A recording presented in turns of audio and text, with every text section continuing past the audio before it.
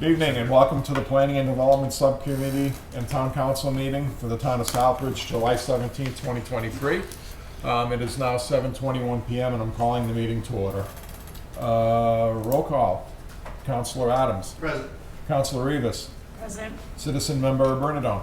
Here. Citizen Member LaRochelle. Present. Very good. And I'm here. We have 5 people present. We have a quorum. Agenda item number 3, consider and accept Planning and Development Subcommittee minutes of July 19, 2023. So moved. I'll second.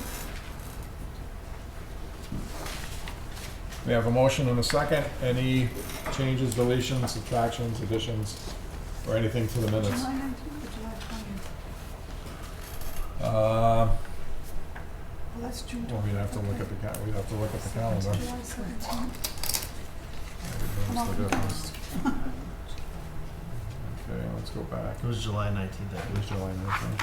Okay. Yes, it was July 19th. 19th. Okay, so the minutes need to be amended. Okay, I'll take care of that.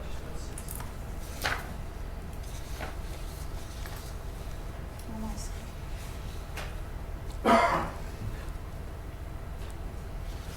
Anything else? Very well, all those in favor? Opposed? Unanimous of all present. Very good. Item number 4, review, discuss the BSC Group's Quinnipiac Valley Rail Trail design and entertain a motion to Town Council to recommend approval. So moved. Second. Motion by Councilor Adams, second by Citizen LaRochelle, by DD.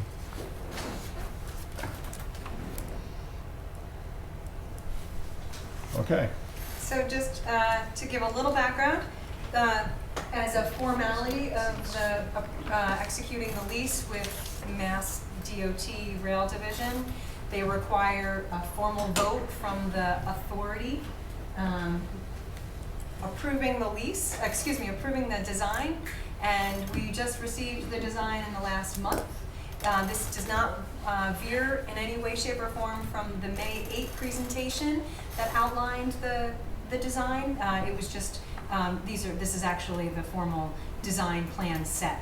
And so that you were provided, we have Bill Paley here today from BSC Group. We're grateful that you were able to be here, thank you. Thank you for coming. Yeah, and so he had a presentation. Do you welcome him to present to you? Sure. Okay, all right, I'll make it brief. We took the May 8th presentation, I just adapted it. And really, it's more so for visual stuff, for the discussion today, and not to get burdensome on the time. So just a quick review of the trail. The goals of the trail have been established for this trail and this project early on. Obviously to increase community health and wellness, but also provide a safe experience for everyone. Cultural and environmental resources, enhance a sense of place, but mostly provide connectivity and links to points of interest, which we've established as part of this project, and educational opportunities. So, we've been working with PEG and the town for a couple of years now on this project through the feasibility study, and I think we're very close to those goals, so I'm really excited about this. So there's 2 pieces to this project with regard to the trail. There's an off-road portion and there's an on-road portion. So the off-road portion is pretty simple. We're going to try to mimic what is happening in Dudley, an 8 to 10 foot wide trail that will be dust stone, if you will, graded, and with a 1 foot shoulder either side. Some places we may have to go down to 8 foot just because of the restriction. In other places we may be able to go a little bit more, but we're really sticking to that 10 foot width. That's a comfortable width for bicyclists to pass each other, and also bicyclists to pass people who are walking or running or have a stroller, that type of thing.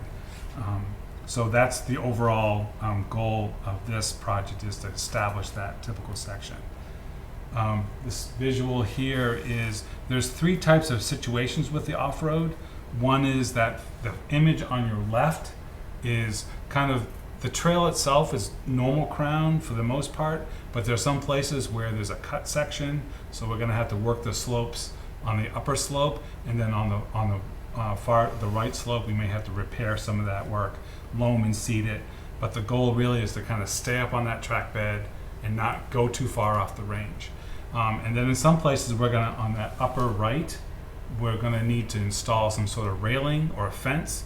The slopes are kind of steep in some places, and so we're gonna be using like a wood rail fence. It's set in footings, really attractive, easy to maintain, and so that's what we'll do in certain sections. So reestablish that slope, put that fence in, the loam and seed in front of it. And then for the most part, the bottom right is kind of what we're trying to get to, where the slopes are kind of flat, tapered. We're really going to stay up on that track bed, clean off all the leaves and the debris, just scrape it off, put back clean material and get that nice compacted surface and let that rain run off, and people can ride on it and walk on it and run on it, and it'll be that way for many, many years, and allow the town to maintain it in that way, just like the town of Dudley does. There's also some on-road portions, so there's 3 sections I describe here. One is along Mill and River Streets, where the road curb to curb width is kind of narrow, over the bridges and such. So in that case, we're going to use what we call sharrows, and they're just pavement markings on the pavement, and it allows the vehicle and the pedestrian or the bicyclist to share that same space. So there's pavement markings and signage, and it just tells the vehicle driver, hey, there could be a bicyclist in front of you. It tells the bicyclist, there could be a car coming up behind you, so be aware of your surroundings. And really we use that for low volume, low speed roads. Mill and River Streets are those types of streets. We're not going to be doing this on West Street, that type of thing. The second scenario is where there isn't enough room, or it's a higher volume of cars, like Crane and West Street, where we're taking that space and we're basically dividing it up, leaving the cars on the road. We're taking up some of that space on West Street, for example, and giving it to the pedestrians and the bicyclists, separated by a curb. So we're not doing West Street, that's being done on another project, but that just gives you an idea that it's a separated, protected bike lane, and so that folks feel safe using it. Then there's the bottom scenario where we want to provide a separated bike lane, and this doesn't have curb to protect it. It's really just got pavement markings, 5 feet wide with a little buffer. Cars share that space, but then the bicyclists are on in that bike lane, and they feel comfortable riding on Mill and River Streets for a portion of it. But you don't want to walk on the road, so we provide also the sidewalk. So when you come off the trail in front of the Mill and River, there's going to be a portion that looks like this, where you'll have a separated bike lane for a couple of 100 feet, but there'll be also sidewalk for people on one side to use. This is the section that I think Peg had mentioned before. This is the section that isn't part of our scope, but... Can I jump in? Yeah. So this is a new layer to the project. What we were coming up against was, because the tip was moved out to 25, it's no longer concurrently being done at the same time as the rail trail. There's a drainage pipe that goes right under here, right here, that the TIP project has within their scope. And we talked through the many different options. Do we ask for the money from MassDOT to include their drainage work now? Do we ask them to do the depot park and we just put a stone path in? Do we put the bill for the drainage to make sure it gets done, no question? And so it's been a conversation over the last month or so, 2 months. And so we just got wind from MassDOT that they are willing to include the depot in their TIP scope. So it's an extra $150,000 worth of work that they will pick up and we'll exclude from our scope. And it helps in the big picture because they had said from day one, this might have to be an alternate. They don't know if they can afford to do it. And so it sort of was, it was like many things we've experienced with the rail trail. It was sort of just this wonderful serendipity that it all worked out. And so the stone dust path that we'll put down is just to meet the EDA requirements that says we have to do a trail end to end. So we'll lay this stone dust path down as minimally as possible, do Right. the very bare minimum work, and then the rest of it will be done the following year. Yeah, and it's been we've had to coordinate with the town and VHB and make sure with the limits, what begins, what ends, and where the town's project ends. So it's been a lot of coordination. I think it's working through just fine. While National Grid shows up and throws a vault in the middle of our trail also. Yeah, I had to bring up National Grid. So I've included the next two slides to kind of give you some perspective on our effort to deal with the Main Street crossing. As you know, we're installing a bridge at the Morris Street crossing. That's in the project. Main Street was a bit of a challenge, and we looked at this early on. How do we do that? Do we span over it, such? And so, and cost was a factor. And so, in lieu of that, we had to work with the town exclusively to figure out different alternatives and how best to get folks off the trail onto Main Street, through that Main Street corridor and back onto the trail, and how best to do that. And so we looked at several options. I'm not going to go through them, but we decided upon this option, which took into account several things. One, access, public access, cost, feasibility, maintenance, and aesthetics. Because we looked at different structures to get up there or to make that connection. Cost became a factor, but also how it looks. And so you don't want to have this thing sitting there and you go, why is that there? We wanted to make it blend into the slope and make it easy for people to get up and down off the higher elevation down to the street elevation. And also make it safe, ADA compliant, easy for the town to maintain, and so there's no liability or issues with that throughout the year. So if I'll just interject here. So then the last feedback we heard from some town councilors and members of the community was that they would prefer to see the sidewalk remain on the non-river side, with the easement connection going from the parking lot across from the Case Street buildings. Take that and widen that sidewalk to 10 feet instead of across the street. And so we took that feedback back to McClure, who is designing that section for us. We just met with them today about the change order, and they have gone ahead and they've looked at how realistic it is. There is a gas line that unfortunately will have to be relocated, and again, working with National Grid is not always easy, but that's the only hindrance. And then some drainage that they weren't sure how to deal with. They may have to put some drainage sort of under the sidewalk, which gets a little tricky for maintenance, etc. And so we're trying to make it happen so that the then 10-foot path will go from this easement to all the way up to the rotary. Right, and I think the goal of keeping folks on that side of the trail is really beneficial, so they're not crossing back. Which was the argument of the members. So it was a great comment, and we took that to heart. Do you want to take questions right now? or- Yeah, sure. All right. Yeah. Counselor. So, if I understand it right, you're gonna put a sidewalk in across from the AO, so going to the rotary, so there'll be a sidewalk that isn't there present. Is there a sidewalk There on isn't a that sidewalk at there, all? no. It's not. Yeah, so what happens is you open up, you go out into the road with a 10-foot sidewalk. Your road moves over closer towards the riverside, and the road gets narrowed intentionally to try to slow traffic down. All right, so, And then on the riverside, we will maintain we will build their sidewalk to ADA and make it new.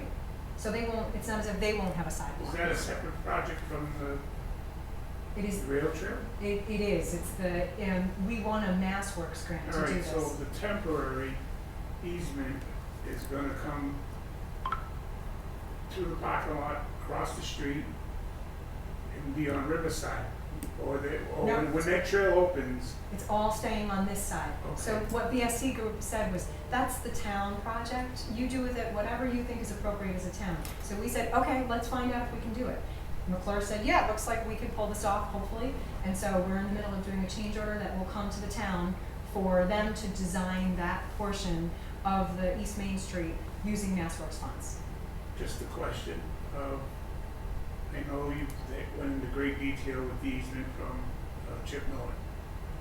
did you look of possibly coming, instead of doing that, of Morris Street, where Morris Street is? Yes, I If you think, go past Morris Street, if you go up the road a little bit to the left-hand side, there's a building up there, and the trail runs along there. Did you look there to dump off? they started there, actually. Yeah. Yeah, they were looking, Counselor Marquetti had suggested that neighborhood. That was what they had investigated early on. Then they determined for many reasons that wasn't gonna work. Then they looked at, can they come down from the Morris Street Bridge? But that would be big, obtrusive switchbacks and large structure and Yeah. expensive. And so then they just kept working through the different options, and this is Right. what, in the end, Well, I like the fact that you're gonna be on the same side of the street when you empty it off. I was just looking at if you got an easement at that property there, it's pretty, I'm sure some work would have to be done, but you're going Morris Street, you're going into the parking lot, you go under the bridge and you're right there. But this idea Yeah. is acceptable compared to what was being proposed originally. Point, Councilor Senya, Moore Street, the abutments on Moore Street Bridge, don't have a reliable pedestrian area. The sidewalk actually stops as the abutment starts. And I know, yeah, but So- my idea was going up over Overland Street and dump it out on the main street, right at Walnut almost, so. Yeah, yeah, we did look at that one early on, and this one seemed better and it was able to facilitate this in a timely manner, Right, because we are really restricted by the time of this grant, and we can't have anything push this out any more than right. it already No, has. I agree, Yeah, having it on that yeah. side of the street makes it much safer for the people coming off the trail. Yeah, I mean, it doesn't mean that that can't be added in the future if that is sees another itself, connector. but right now, we're restricted by this grant, and we have to get it out to bid, gotta get approval from the feds, and we've gotta get it bid and get a contractor on board to get it started, so that we can finish this in a timely manner, and right away, as you know. Right, Yeah. taking the change and Yeah. taking into consideration what council brought to you, I think this is a good plan, Yeah, myself. Counselor Adams. Just clarifying, it's on the south side of East Main Street, right? So I always joke with Rich, I think it's It's this, huh? That's Thomas's variety side. so it's south side on Main Street, south end. So Never we mind. just, we did. I understand now. So we because it chose kept the forgetting. non-river side and There you river go, side is that the because Rich and I non-river? kept going back and forth. Maybe we'll put some So new signs river, out there for it. non-river. Yeah, non-river side. Yeah. Okay. so you'll notice on this sketch, just the heavy lines that cross the path, the connection, those are what we call trench drains. And so, it's really important to make sure that this thing stays as a unit and doesn't get eroded. So we put these trench drains in to catch the water, and basically it's gonna flow from the bottom of the screen out. There's like little riprap outfalls, and that'll trickle down the slope and disseminate the water and slow it down. And so that way it's not affecting any private property. It's all staying on this trail, on this little path, and being treated, and then also being dealt with as it gets to the bottom of the slope in a good way, and then there's no erosion as resulting. So, yeah. I have one Kathy? question. So from the previous screen where you had, or I think it was the one before that, where it's by the registry, crossing over Foster.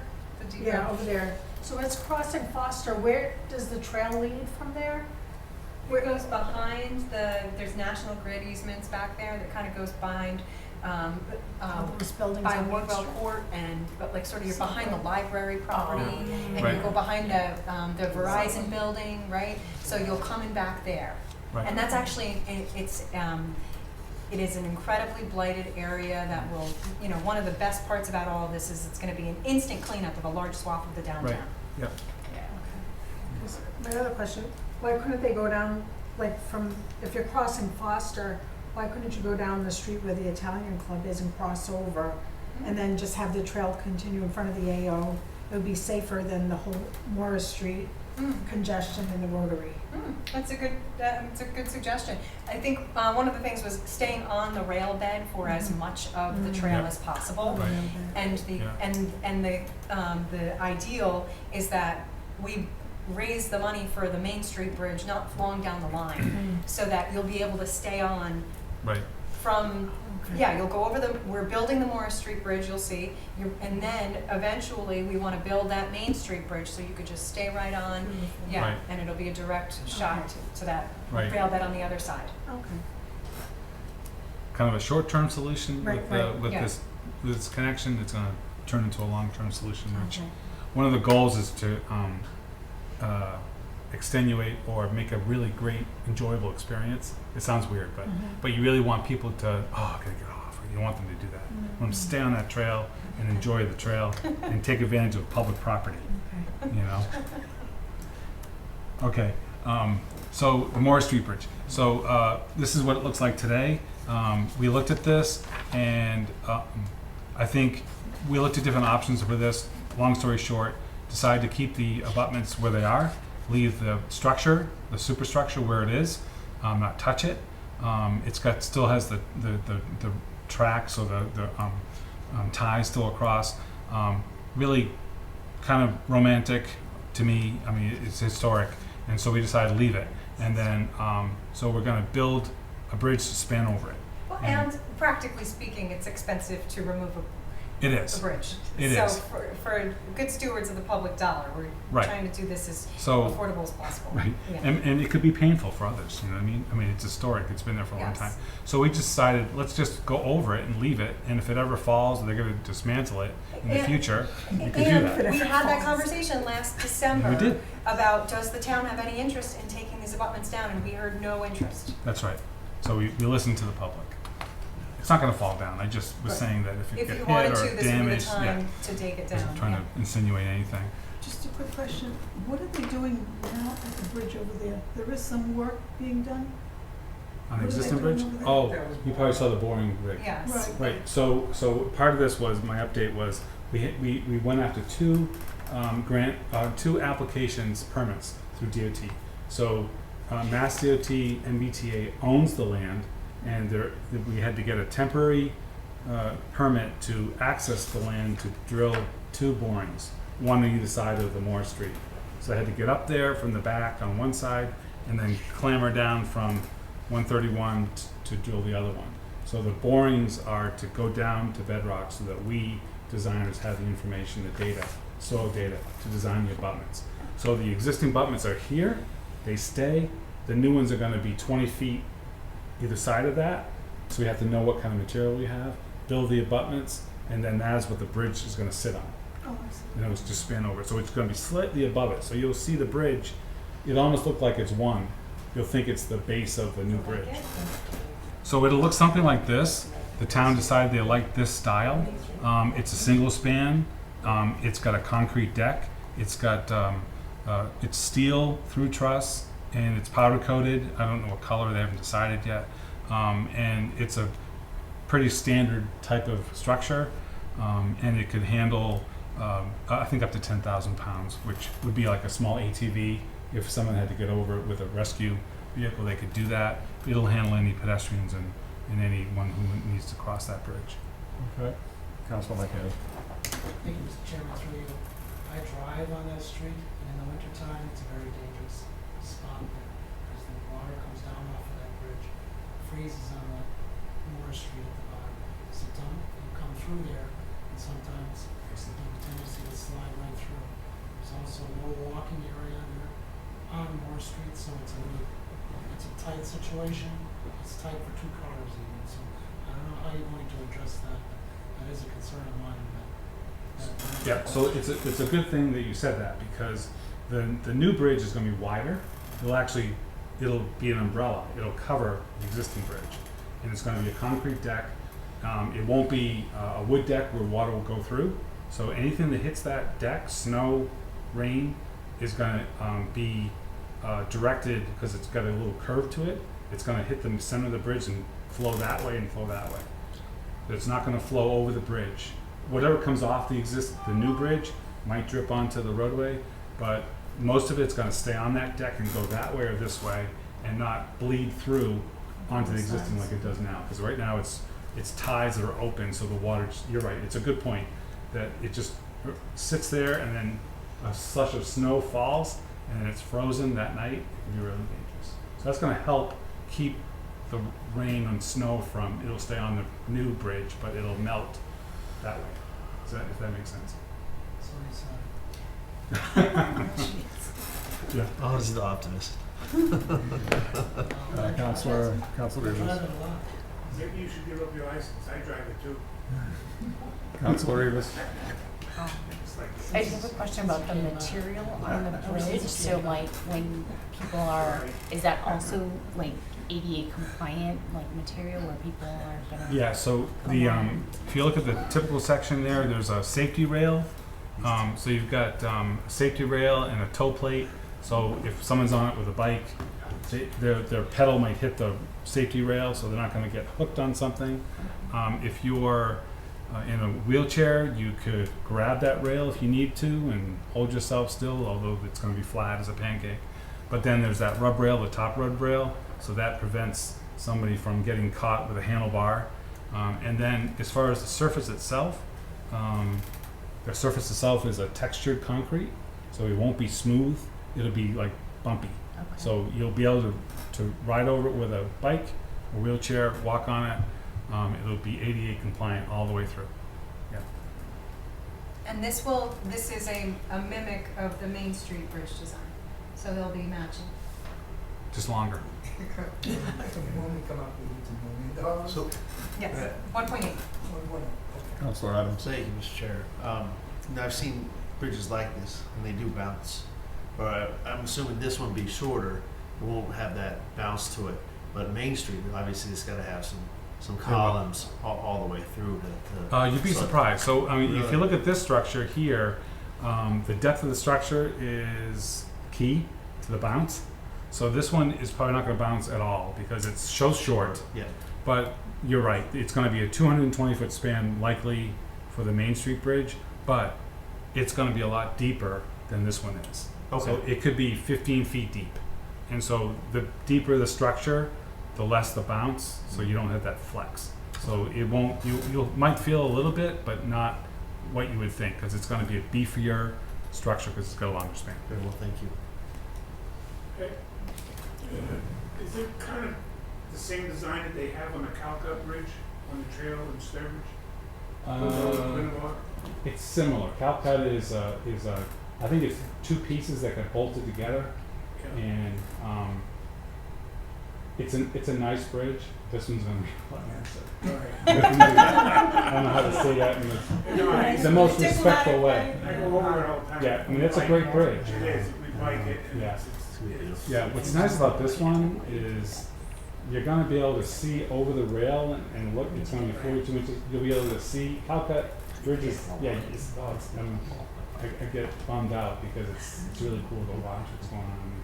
And then the one over Main Street would be configured so that you could see through tickets and you have good, like little vistas. Yeah.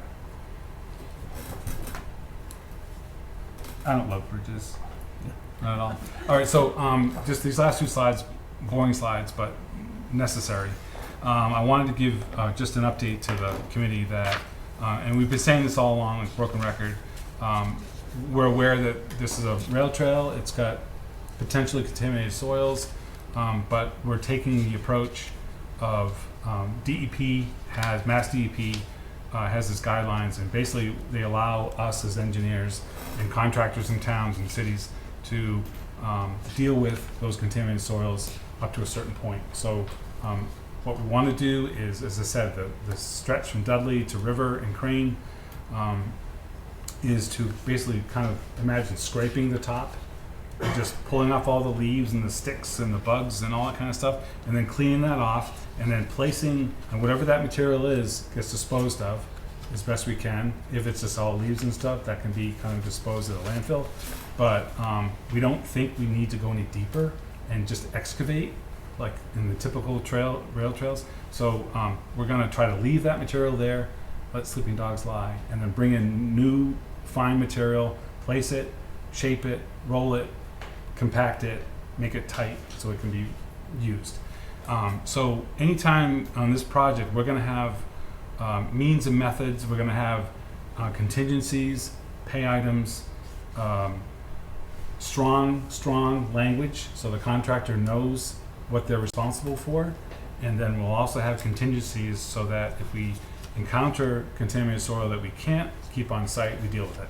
And But just to speak to that means and methods, normally when a design goes out, you don't dictate the means and methods. The contractor comes in for construction and it's their means and methods. We don't get a say. So when he says strong language, that is, Right. you know, we're saying, nope, this is how you're gonna do it. Yeah, exactly. You're And then, and you're choosing to bid on it, so you're gonna have to follow right, it. so the second bullet here is just, we look at during construction, excavated materials, we manage that material.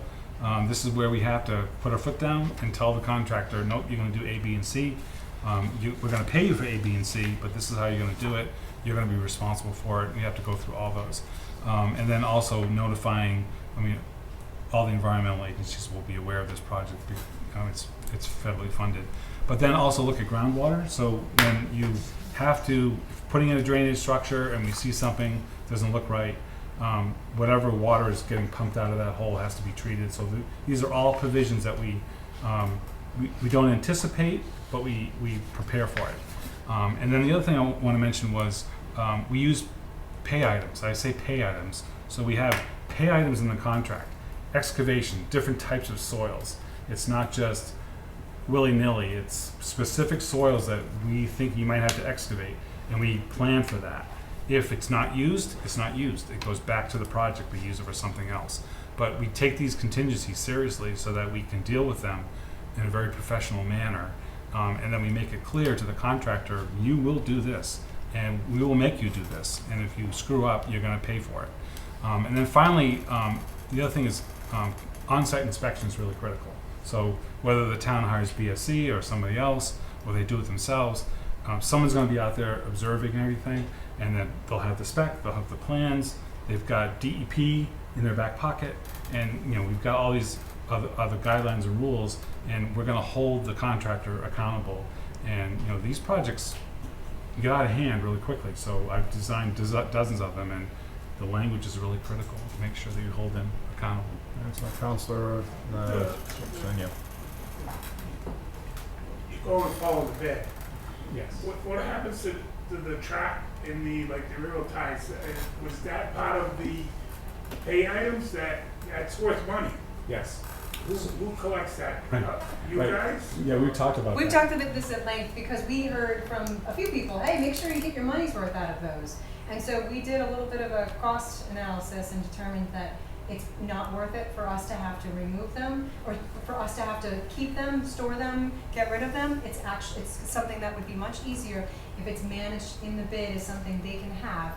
And we're assuming if they see it of value, they will make a lower bid. So it's, wow, I can't get Yeah, over it. we did. We looked into it.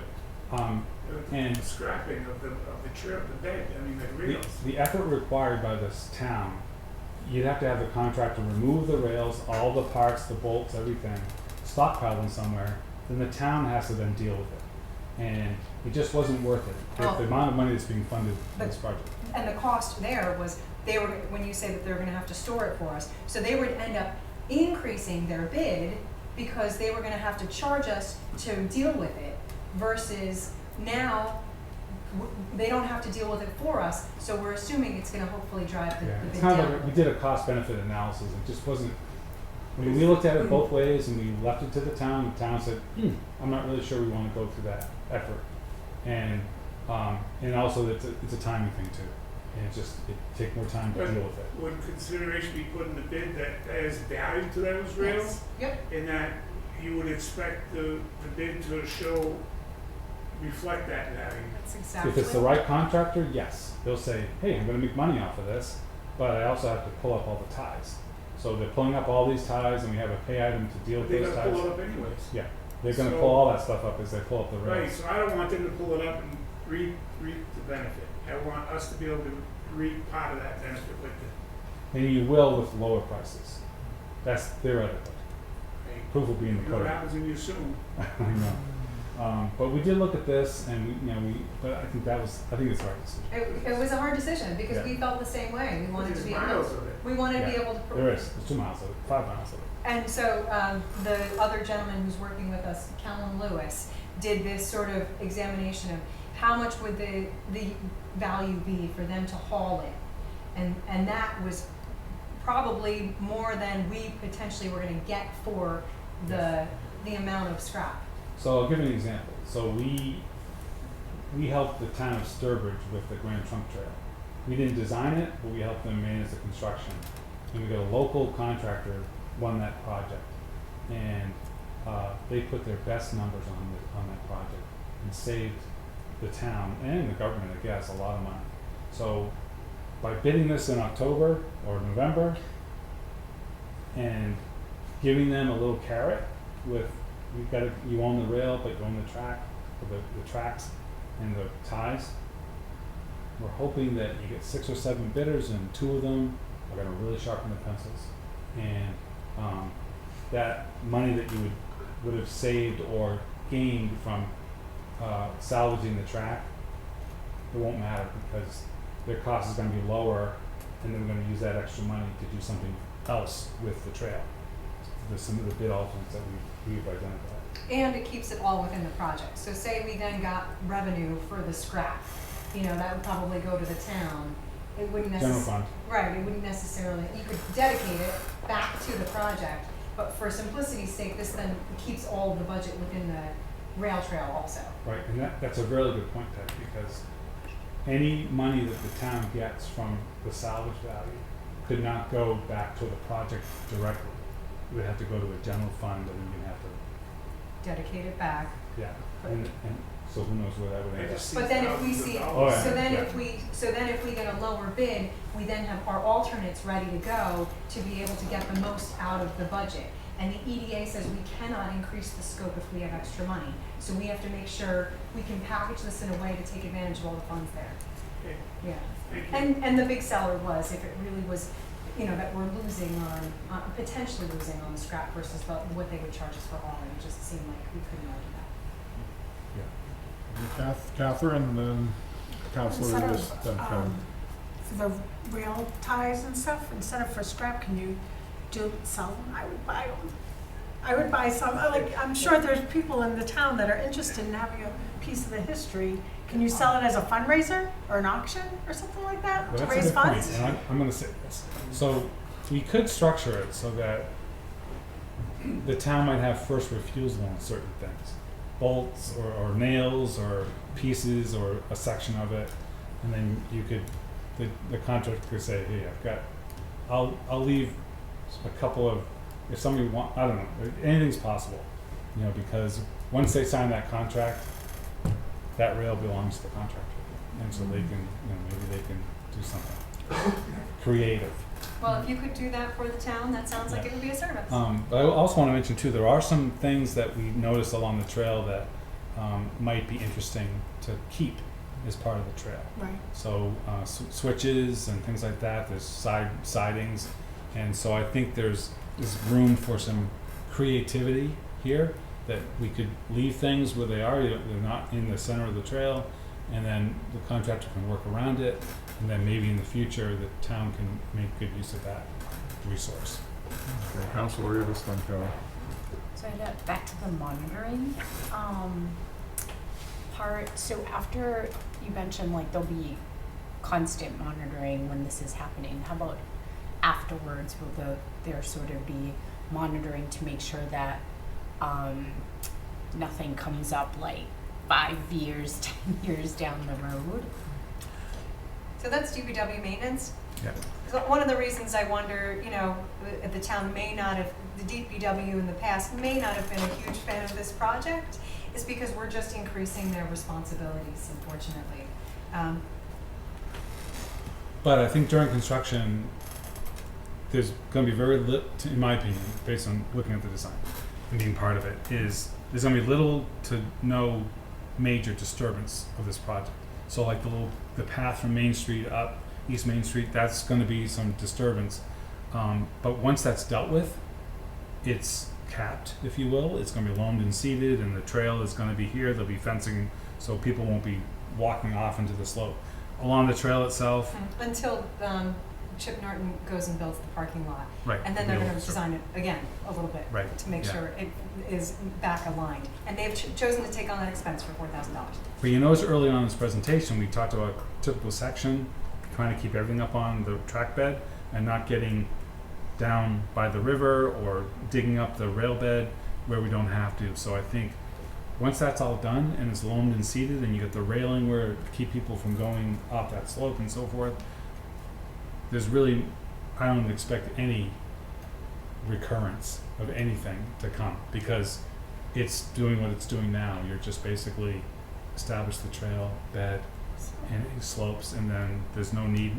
You're not going to get a resurgence of contaminated soil. It's going to sit there forever.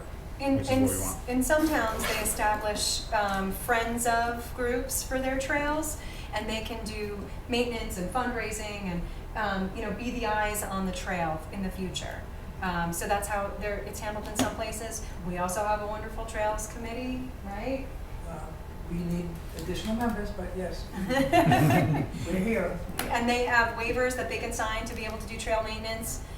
So hopefully things can be addressed that way. Things like the bridges that the town built themselves, we will be rebuilding and repairing those bridges separate from this project. So that would be one piece of maintenance that might have to be done again in the future. Yeah, then David. Yes, the railroad ties on the section from Dudley to 131, those will be picked up as well? I think we talked about this too. So there are locations where the ties stay. And just go right on top of it. Yeah, I mean, I walked the section of Dudley, and you can actually see the tops of the ties, and because they added material to them. Oh, I'm talking about the ones the DPW removed and stacked on the side of the trail. Oh, that's a Some good of them question. have been Yeah, dragged down close to the river, it's, that's we haven't discussed. We've discussed it, but we haven't resolved it. I don't think. It's you're got to right. be part of the scope Yeah, for so them we've to gotta- address. I mean, the contractor, we're trying to leave the ties if they're flush right now, and Yeah, we'll let them not stay there forever. right. But most of them, from the Greek down, you're walking over them, so they're going to get all pulled up. There may be a situation where I've had a situation in the Grand Trunk where we had no ties, we had roots, so we kind of built the trail up over the roots. But there may be situations where we could build up over the ties if it makes sense. But I think we're going to assume they're going to pull everything up, and then if they're coming up, we might as well take the rest of them that are stacked. One Yes. Deal with consideration is your contract for the contractor who's going to be pulling the rails and ties on the following sections.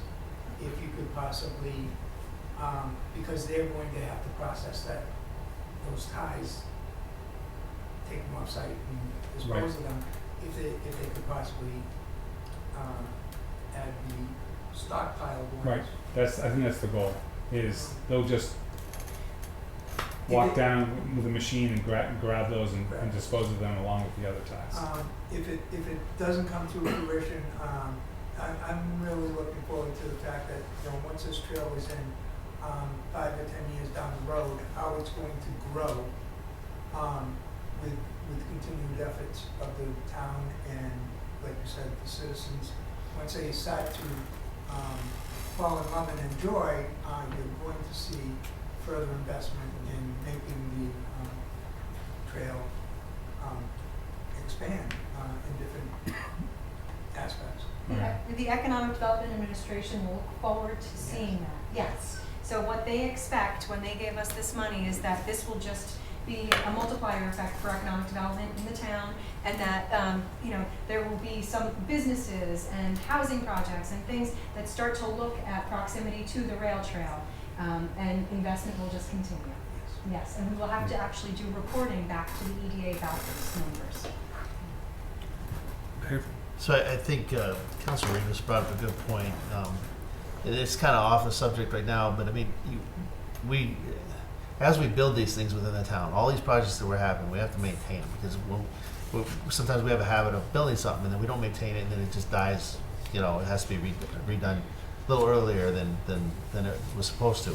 I guess that's something that the town's gonna have to look at, the council in the future, of adding to the DPW because they can barely weed whack the parks right now, and hopefully that'll fix itself here soon.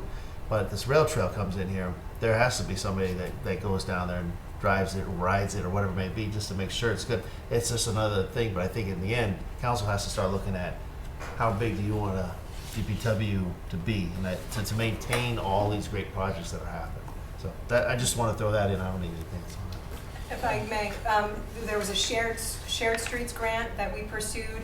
We bought a skid steer with a plow that fits on pedestrian ways to be able to use it. We said for the Central Street parking lot, for instance, but that could also be used in the downtown stretches of the rail trail if we wanted to keep certain parts of that with snow removal in the winter. The theory is in the winter, though, that you don't touch it. That you just leave it as is. There's no maintenance to it. That it's for cross-country skiing or for people who want to walk the snowpack. So, you know, we don't want to create unrealistic expectations either. Understood. Yeah, thank you. That's all I got. Mr. Adams, a fine example is our Heritage Trail along, down by West Street, down by the river. If you know, we're in need of repairing that trail because that's an ADA compliant. We just did some work as far as painting the railings and stuff like that, but we still have to establish our ADA compliant bed. The grass is grown in, the stone dust is dissolved. The boardwalks and bridges are all in pretty good shape, maybe some small touch-ups. And we just had a situation where the DPW did come down and do some tree service for us.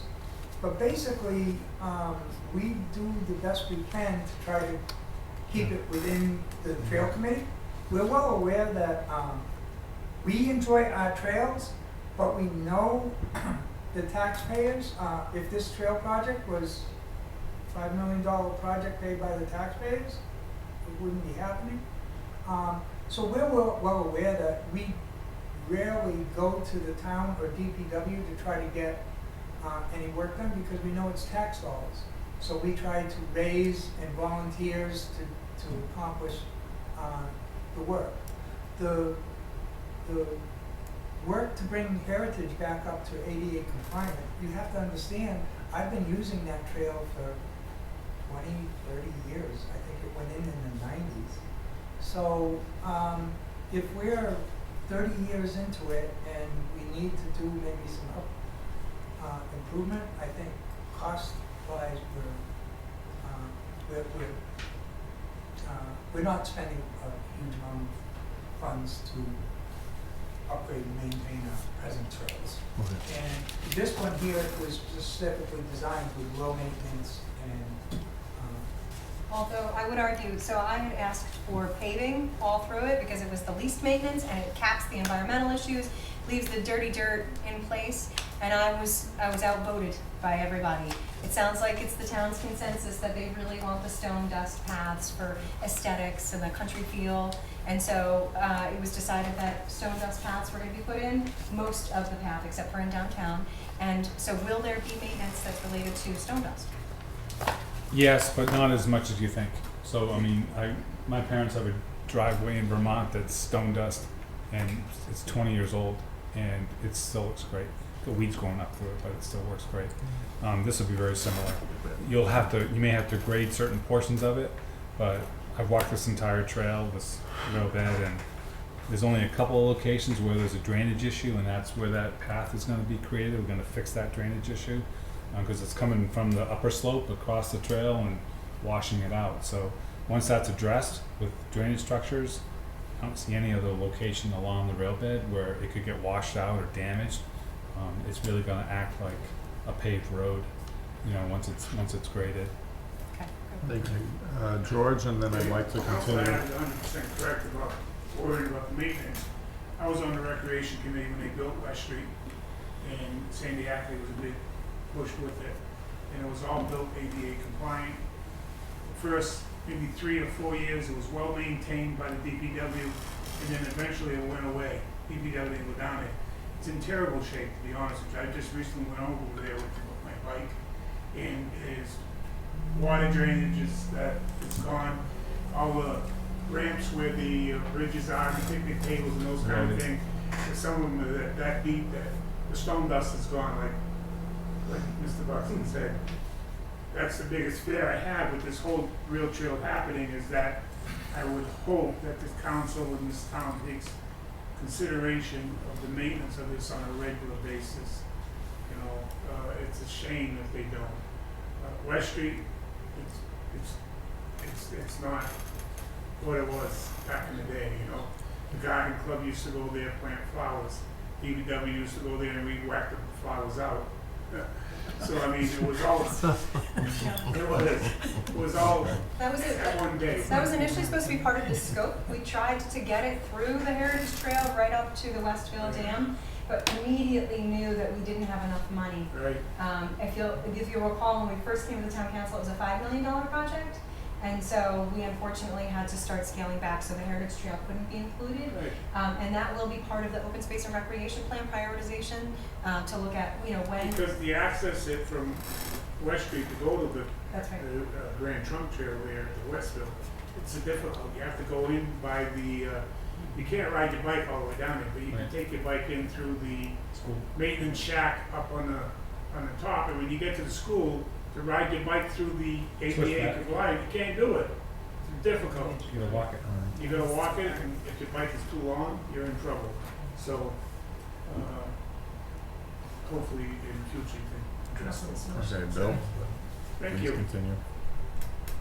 Oh, all right, so. It's your turn. I don't remember the board. Just wanted to just give you an update on the lease agreement. I mentioned this earlier. So there were 2 lease agreements that had to be sought. One was a short term for those 2 borings for the Moore Street Bridge, and we submitted those in March, and they were approved in July with a lot of persistence. So then we've been able to get on site and get that data. So the second one is the long-term lease that Peg mentioned. It's a 99-year lease. They're waiting for approval from this council, from this committee, and the town council on Monday. So then the language, I think, is all set. The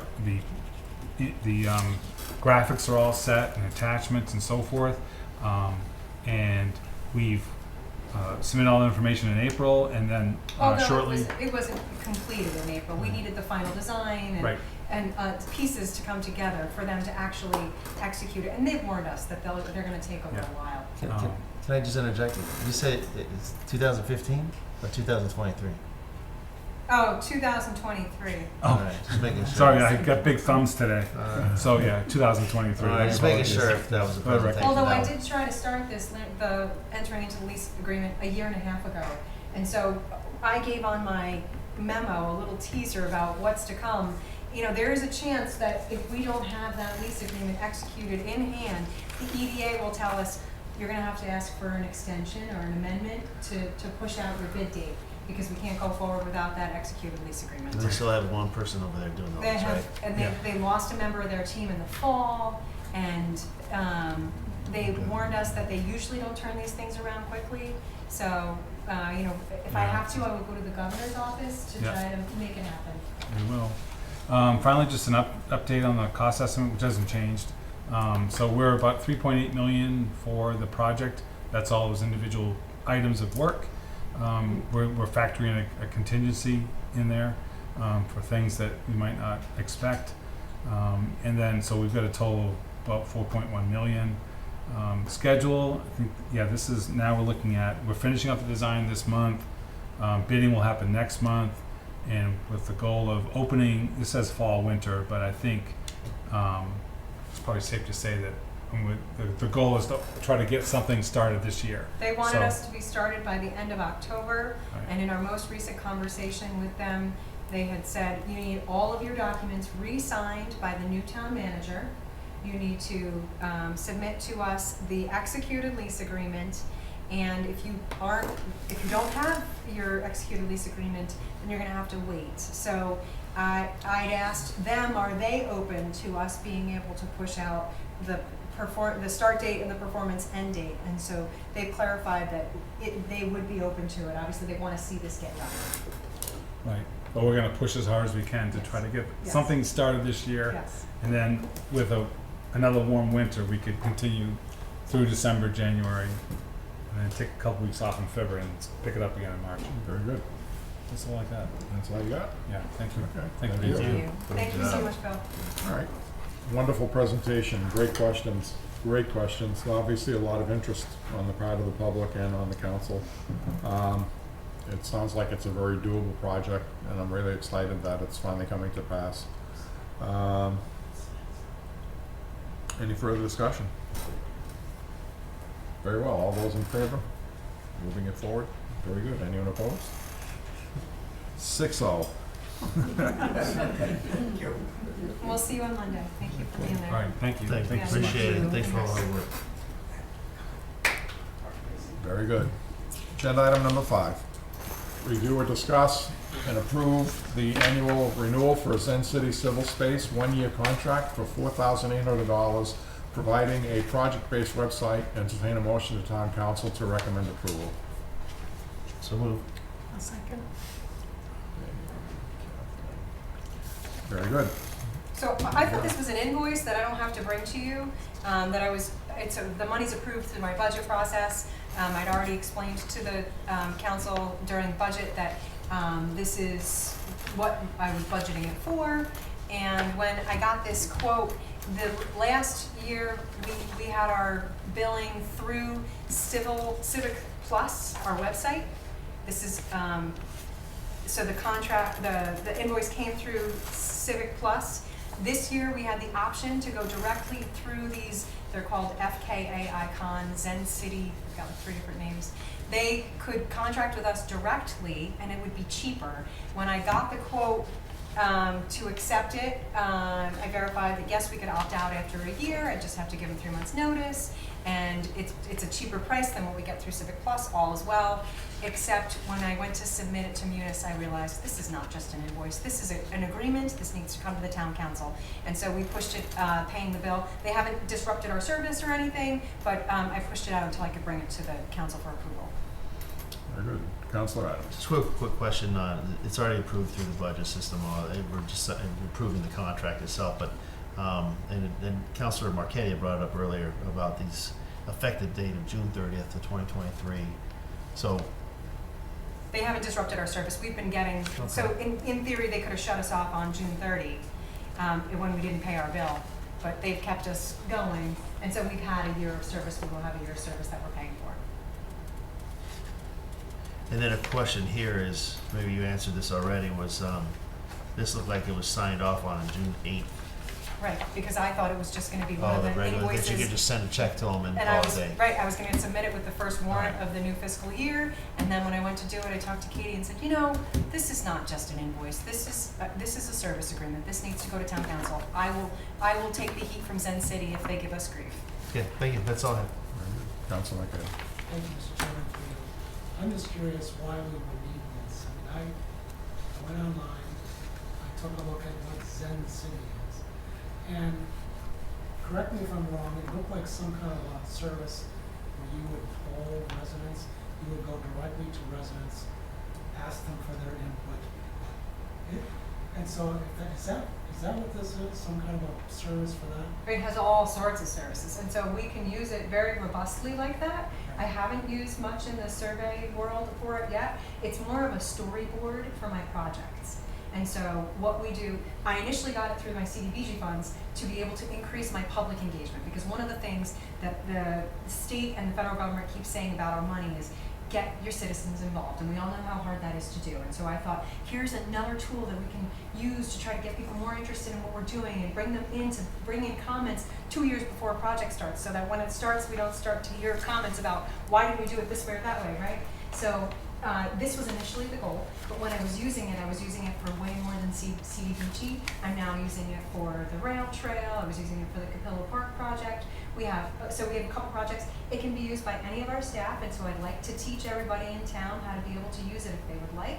And then it basically allows for you to put some, you can put surveys together and push those out to whoever on your social media.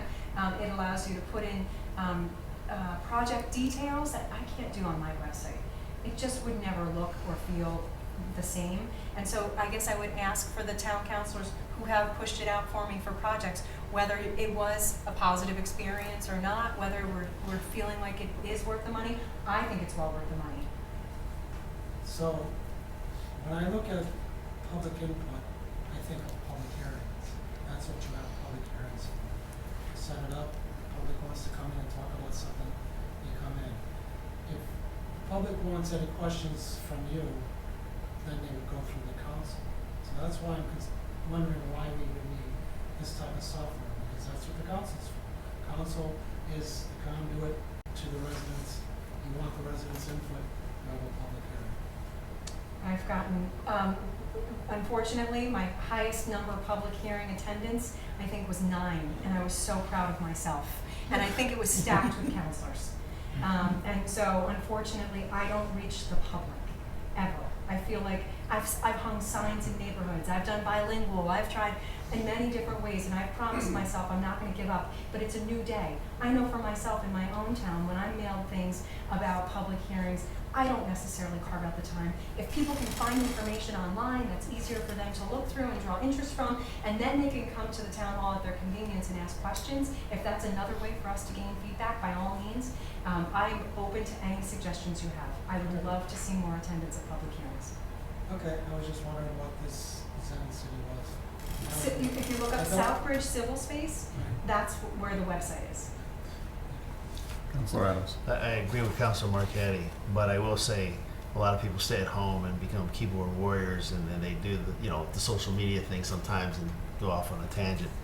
But I agree, the public hearings, you don't really have any, and we're limited on how many people give us a call on certain items. But I think utilizing it in the past and taking it and sharing it myself on my social media page has helped out. Matter of fact, I just even wrote down this presentation that was just given to see if I can get from Peg, or if it's already on there, because I haven't been on there a while, that I could share it right to the Facebook page and say, here you go, before the town council meeting. But it is a broader range, I believe, than, like, say, use Facebook. You're only limited. I mean, I've written like theses before, and nobody's reading that, and I know there's nobody gonna read that crap. They want to see a picture, just like I would like to see a picture. And I think that's where civil spaces really help out. You can provide a lot of more detail, I think. Just my opinion on that one, though. Okay, Jasmine. Southbridge Civil space. No, I mean, I understand Councilman Marquette's point, but I think it's more of how do we get that information out there that, hey, that we do have this site that you can get it. But I mean, it is a lot of information with links to other things, and stay informed, sign up for notifications. So for $4,800 this year, I think it's worth that effort to try to put it out there. But it's very nice information. And I need to do a better job of updating my websites, but that's part of just juggling the time management of being pulled in many directions. So we have just in the office, we've implemented website Wednesdays, where on Wednesday afternoons, we put on our calendar that we're gonna be updating these sites, because like right now, if you go to the rail trail, it says we're starting construction in July of '23, right? So, those things need to be relevant. If we're gonna be spending the money on it, I've gotta keep it up to date. Jasmine. I think just from sharing it on our pages, and I know like Jareen on Focus on Southbridge does share it out, it's very different than just sharing things from the town. The town page is not user friendly. I know that we're working on that, but I feel like Civil Spaces, like it gives you such a great picture, especially for the rail trail. When we shared that, you can sort of, I'm a very visual learner, I know a lot of people are as well, and when you have the graphics that are on there, it's just not the same as when we have something on the website. It's very different. It's easier for people to kind of picture where in town that's happening, and sort of like, oh, I get a better picture of it. And people do comment on Facebook when they see, they get a better idea of what it's going to look like when it's done. So I do think it's worth it.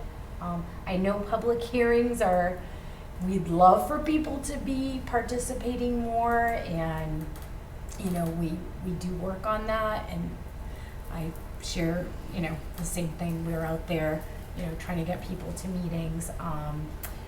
but it is easier for people to engage with things online because they can do that, you know, while they're cooking dinner, or, you know, when they're getting the kids ready for bed or whatever, they can go on and look at something and engage in that way and sort of like reach out to us and comment about it, so. Can I just I make a think it quick is comment? helpful. It has to be updated though. It has to be constantly, like you said, Absolutely. like a monthly thing, or because I look at some of this and I can share it. I can't if I do a PowerPoint and try to throw it up on there or whatever it may be on social media. You have 20 slides. You know, nobody's gonna go through that, but you hit that link, you can get right on it. Yep. Any further discussion? Councilor Rivas.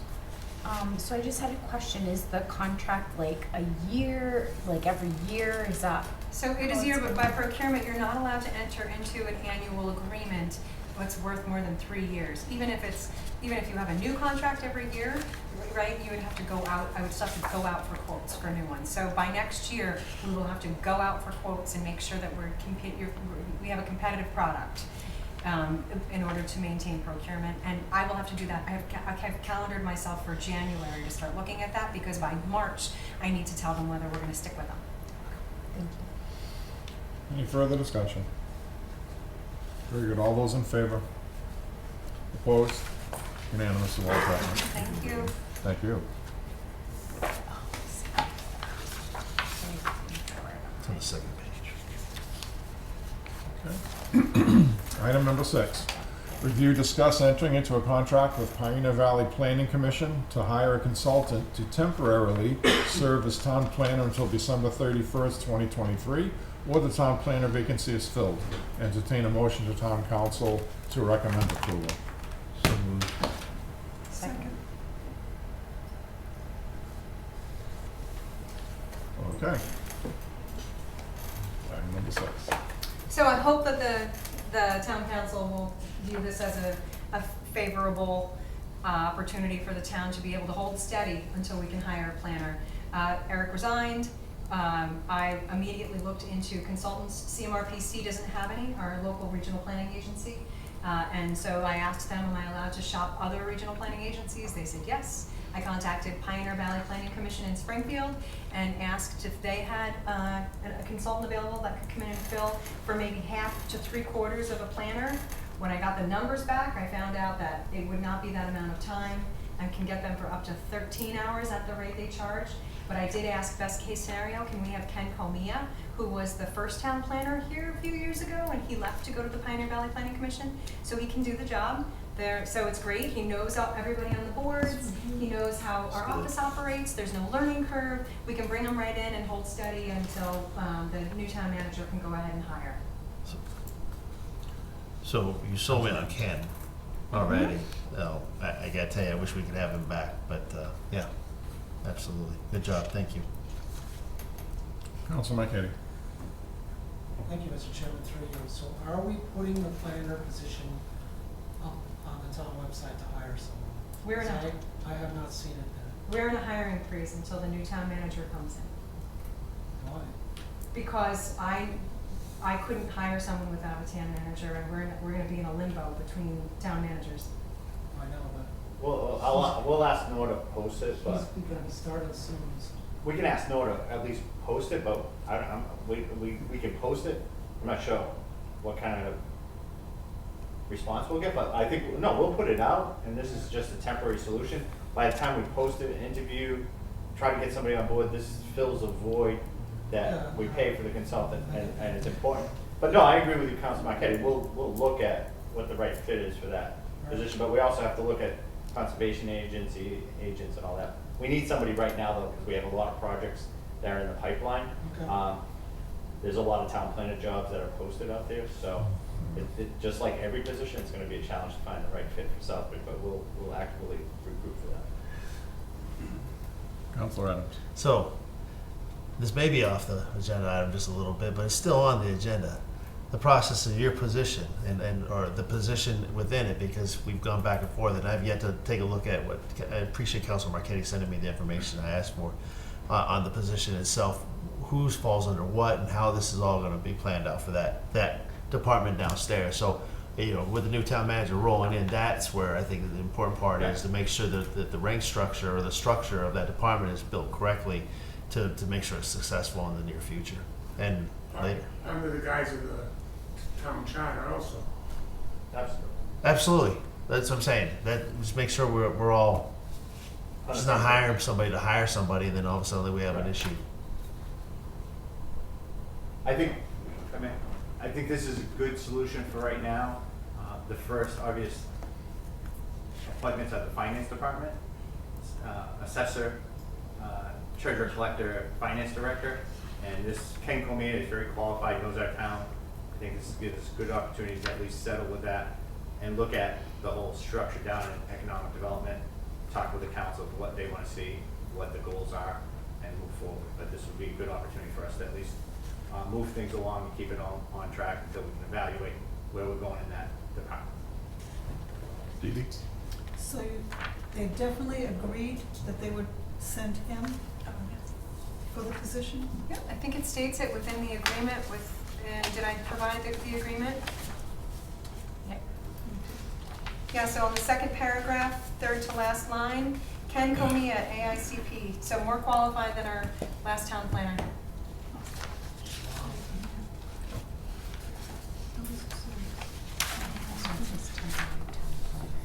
I don't think I saw it. I don't think I got it. I think you got something you don't I don't have. have it. Oh, I don't know why it didn't come with the packet. I think this is what it sent along as the additional page. Did you get it? I got this part, yeah. I have it in the packet, it's after. Okay, here, I see Oh, it, yeah, Ken. so Yeah, yep. Okay. All right, What's it's on this There it is. part, it's on It's the on other the side of this, back, It's on this one? next Keep page. going, keep going. There you go. There you go, here, he's right there, Oh, yeah. the second. Hiding. yeah. Guess I missed that reading. I did too. I'll stay after school next time. Thank you. Yeah, I missed the two. it all just worked out. Another serendipitous opportunity. Okay, anyone else?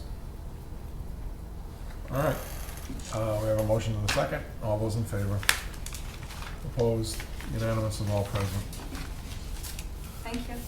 Item 7, review, discuss a transfer for $28,800 from planning salary and wages, account number 001175-511000 to specialized services 001180-530000 and return any remaining funds not used for a temporary town planner back to planning salary and wages. Entertain a motion to town council to recommend approval. So moved. Second.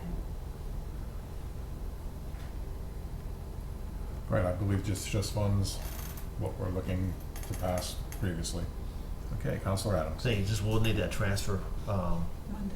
Form. form. Yeah. Thank you. Yes. Thank you. This was reviewed with the accounting department, and they had suggested the language of just returning the funds back to planning so that we ensure that there's no future motion that has to then, revert the funds back. Any further discussion? All those in favor? Opposed? Unanimous of all present. Very good. I'll take a motion to adjourn. So moved. Second. All those in favor? We are adjourned. Thank you so much.